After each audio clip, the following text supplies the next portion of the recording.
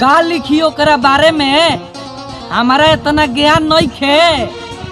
का लिखी ओकरा बारे में हमारा इतना ज्ञान नहीं खे। ये दुनिया में माई बाप से बड़ा कोई भगवान नहीं खे।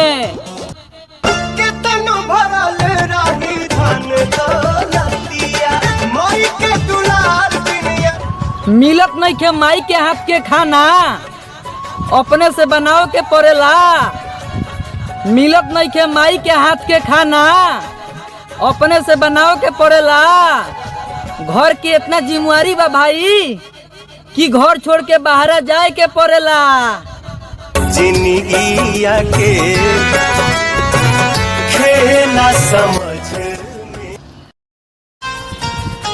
हरदम हंसे वाला चेहरा पर खामोशी छा गईल। हरदम हंसे वाला चेहरा पर खामोशी छा गईल। जौन हमार पसंद रहे ओके कौनो औरी लेके भाग गईल। सोचते रही आई लव यू कह